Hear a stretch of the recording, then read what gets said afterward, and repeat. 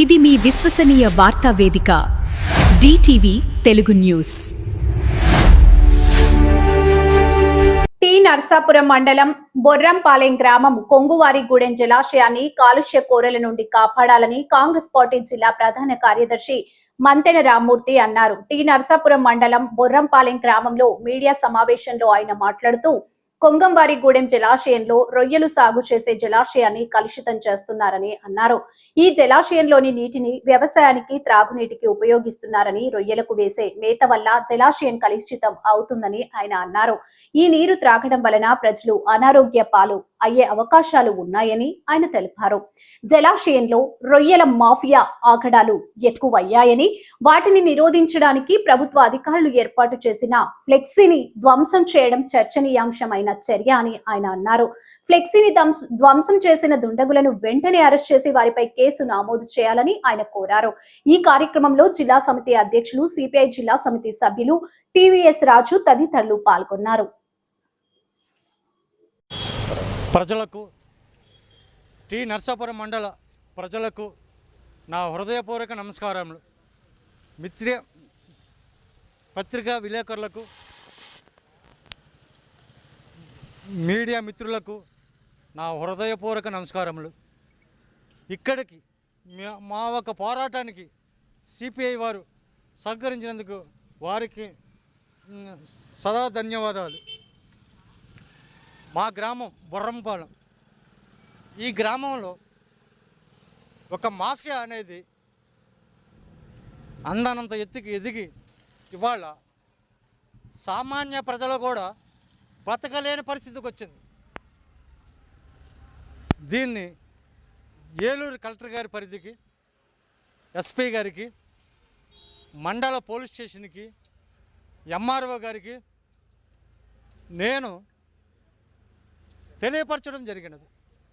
నేను కలెక్టర్ గారిని కోరేది ఒకటే, మత్స్యశాఖ FTO లంచాల మత్తులో తొలతూగుతూ ఒక దౌర్జన్యం చేసిన వ్యక్తికి ఒక లెటర్ ఇచ్చి దానిని తీసుకెళ్ళి హైకోర్టులో వేయటం జరిగింది. దానిని అడ్డం పెట్టుకొని 4 రోజుల క్రితం మా రెవెన్యూ అధికారులు, మత్స్యశాఖ అధికారులు కొందరు కలిసి దీన్ని ఇక్కడ ఫ్లెక్సీ ఏర్పాటు చేశారు. ఆ ఫ్లెక్సీని 9 మంది వ్యక్తులు కలిసి దౌర్జన్యంగా చింపి చేశారు. దానిపై చర్య తీసుకుంటాకి ఎస్ఐ గారు అనేక రకాలుగా ఇబ్బంది పడ్డారు. సారాంశం ఏంటంటే, ముత్యాలమ్మ రేవులో ఎవరూ దిగ్గకూడదు, ఇరు వర్గాలలో ఎవరూ దిగ్గకూడదు, రొయ్యలు పట్టకూడదు, రొయ్యలు అమ్మకూడదు అని వీళ్ళైనా దానిని తోలనాడి రాత్రులు దిగుతున్నారు. దానిని గురించి ఎస్ఐ గారితో మాట్లాడడం జరిగింది. ఎస్ఐ గారు ఏమన్నారంటే, ఏమండి మా పరిధిలో లేదు, ఇరిగేషన్ వాళ్ళు, ఫిషరీస్ మా కంప్లైంట్ ఇస్తే దానిపై మేము గట్టి చర్య తీసుకుంటే బాగుంటుంది. మేము చర్య తీసుకుంటే వీళ్ళు తప్పుడు ప్రచారంతో తీసుకెళ్ళి హైకోర్టులో రిట్ వేస్తున్నారు. మేము ఎటని ఇదవ్వాలి. మీరు అడిగిన మాట వాస్తవం. రేపటి రోజు నడి రేవులు చంపేసి వ్యక్తులని నడానికి రాయి కట్టి పడేసినా అడిగే దిక్కుండదు. ఆ రకంగా తయారైంది. దాన్ని నేను అంగీకరిస్తున్నా అని ఎస్ఐ గారు అనటం కూడా జరిగింది. కాబట్టి జిల్లా కలెక్టర్ గారికి, ఎస్పీ గారికి, మా మండల రెవెన్యూ ఆఫీసర్ ఎంఆర్ఓ గారికి నేను తెలియపరిచేది ఒకటే, అయ్యా నేను కేంద్ర మంచినీటి తాగు నీటి శాఖకి, మత్స్యశాఖకి కలిపి ఒక కలెక్టర్ గారికి, ఐఏఎస్ అధికారికి లెటర్కు పూర్వకంగా తెలియపరిచా. నేను ఎప్పుడూ కూడా మత్స్యశాఖ పంపల. అసలు దొంగలు వాళ్ళే. FDO అన్న వ్యక్తే లంచం ఇస్తే చాలు, ఏ లెటర్ కావాలన్నా పుట్టిద్ది అక్కడ. అది దానిపై పూర్తి అవగాహన చర్య తీసుకొని పూర్తి దర్యాప్తు జరిపి ఈ ప్రజలకి ఈ సామాన్యులకి న్యాయం చేయాలి.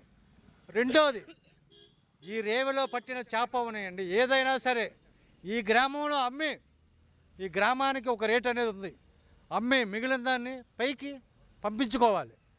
అంతేగాని వీళ్ళకి పైకి పంపించుకొని లేకపోతే చెరువులో పెంచిన చేప రేటు అమ్మటం అనేది తప్పిది. ఎందుకంటే టీవీఎస్ రాజు, భారత కమ్యూనిస్ట్ పార్టీ సిపిఐ లీడర్. ఇవాళ మనకి ప్రకృతి ద్వారా అనేక వనరులు మనకి ప్రకృతి ప్రసాదించింది. అది తాగునీరు కావచ్చు, సాగునీరు కావచ్చు, భూమి కావచ్చు, ఆకాశం కావచ్చు. ఇవన్నీ కూడా ఏ వ్యక్తి చేతుల్లో నుంచి వచ్చినా కాదు, ప్రకృతి ప్రసాదించింది. అలా ప్రకృతి వనరులని ఇవాళ కొందరు దళారులు కబ్జా చేయడం అనేది చాలా దారుణం. ఎందుకన్నట్లయితే ఇవాళ మన కంగోరగూడెం ప్రాజెక్టులో ఉన్న నీరు మరి లక్షలాది ఎకరాలకి సాగునీరుగాను, లక్షలాది మందికి త్రాగునీరు కూడా అందిస్తున్నటువంటి మహా నది. ఆ నదిని మరి ప్రజలకి ఉపయోగపడేటువంటి ఆ జలాశయాన్ని కలుషితం చేపలు లేదా రొయ్యలు పెంచి కలుషితం చేసి అదే నీరు ప్రజలు తాగడం ద్వారా ప్రజలందరూ అనారోగ్యం పాలవుతారని తేటతెల్లమవుతోంది. ఎందుకన్నట్లయితే ఇవాళ చెరువుల్లో చేపలు అంటే ప్రత్యేకంగా చేపల చెరువులు వేరుగా ఉంటాయి. కమర్షియల్గా వ్యాపార దృక్పథంతో పనిచేసే వాళ్ళు చేపల చెరువులు పెంచుకుంటారు, చేపలను పెంచుతారు, వ్యాపారం చేస్తుంటారు. కానీ ఈ మహానది చేపల కోసమో రొయ్యల కోసం ఏర్పాటు చేసింది కాదు, సాగునీరు త్రాగునీరు అవసరాలు తీర్చుకోవడం చేసినటువంటి ఈ నాకు తెలిసినంతవరకు జలగ వెంగళరావు గారు ముఖ్యమంత్రిగా ఉన్న కాలంలో ఆ ప్రాజెక్టు శ్రీకారం చుట్టారు. తర్వాత మంత్రులు ఎవరు మారినప్పటికీ ఆ ప్రాజెక్టు స్థిరంగా నిలిచిందంటే అది ప్రజల యొక్క సహకారంతో నిలిచింది. అలాంటి ప్రజల అవసరాలు తీర్చేటువంటి ఆ మహానదిని రొయ్యలు చేపలు పెంచడం ద్వారా కలుషితం చేసి ప్రజల ఆరోగ్యాన్ని పాడు చేయడం అనేది మేము అభిప్రాయపడుతున్నాం. అందుచేత ఇవాళ ప్రజల ఓట్లతో గద్దెలెక్కి ప్రజల ఓట్లతో సీట్లు ఎక్కినటువంటి ఈ ప్రజాప్రతినిధులు శాసనసభ్యుడు కావచ్చు లేదా పార్లమెంటు సభ్యుడు కావచ్చు, వారు భౌతిక పరిస్థితి మీద అంచనా వేసుకుని గ్రామాల్లో జరుగుతున్న పరిణామాలను దృష్టిలో పెట్టుకుని దానివల్ల ప్రజలు జరిగిన నష్ట కష్టాలను కూడా వాళ్ళను వేరే చేసుకుని అందులో చేపలు రొయ్యలు పెంచడాన్ని నివారించి ఆ చెరువుని కాపాడి ఆ చెరువు యొక్క విలువలను కాపాడి ప్రజలకు సహకరించమని సిపిఐ కోరుతోంది.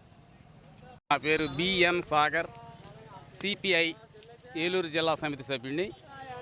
ఇప్పుడు ఇక్కడ జరుగుతున్నటువంటి విషయాన్ని మిత్రులు రాము గారు అలాగే టీవీఎస్ రాజు గారు తెలియజేశారు.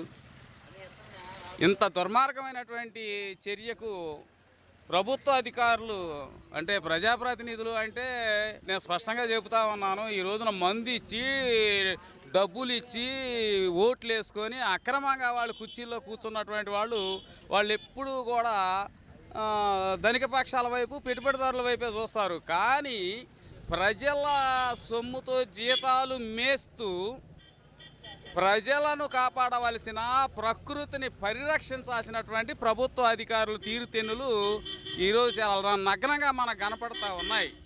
ఇప్పుడు ఈ కరాటం కృష్ణమూర్తి ప్రాజెక్టుగా పిలువబడేటటువంటి ఈ కొంగవరగూడెం ప్రాజెక్టులో ఈ ప్రాజెక్టును నమ్ముకొని ఎన్నో మత్స్యకార కుటుంబాల వాళ్ళు ఇక్కడికి వలస వచ్చి వాళ్ళు జీవనం సాగిస్తూ ఉంటే వాళ్ళను తన్ని కొట్టి హింసించి వాళ్ళ నోటి దగ్గర కూడు లాగేయడంతో పాటు ఈ రోజున రొయ్యలను అందులో వేసి వీళ్ళు కెమికల్ ఫీడింగ్ వేయడం ద్వారా ఇక్కడ నుంచి కామవరపకోట మండలంలో ఉన్నటువంటి బోరు నీళ్లు కూడా పడినటువంటి మెట్ట ప్రాంతంలోకి ఇక్కడ లిఫ్ట్ ఇరిగేషన్ ద్వారా నీళ్లు వెళ్తూ ఉన్నాయి.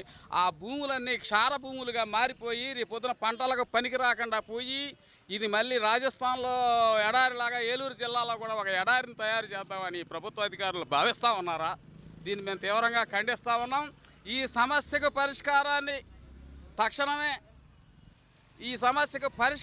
చూపెట్టకపోతే ఇక్కడ ఉన్నటువంటి స్థానిక మత్స్యకార కుటుంబాలకు ఏ విధమైనటువంటి కెమికల్ ఫీడింగ్ లేకుండా ఆ చెరువులోనే దొరికే స్వతసిద్ధమైనటువంటి చేపలను పట్టుకొని ఈ చుట్టుపక్కల గ్రామాల్లో అమ్ముకొని జీవించేటటువంటి స్థానిక మత్స్యకార కుటుంబాలను ఆదుకోకపోతే ఇది ఇక్కడతో ఈ ఉద్యమం ఆగదో మేము ఖచ్చితంగా హెచ్చరిస్తా ఉన్నాం ఈ ప్రభుత్వ అధికారుల్ని.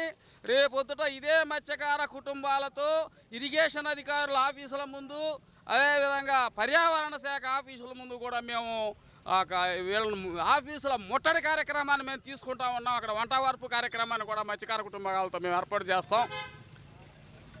కాబట్టి తక్షణమే అధికారులు లంచాల మత్తు వీడి ప్రజలను ప్రకృతి వనరులను కాపాడడం కోసం మీకు ప్రభుత్వాలు జీతాలు ఇస్తా ఉన్నాయి. మీరు ఆ పని మీద ఉండవలసిందిగా ఈ రోజున మేము ఈ మీడియా ముఖంగా హెచ్చరిక చేస్తూ ఉన్నాం.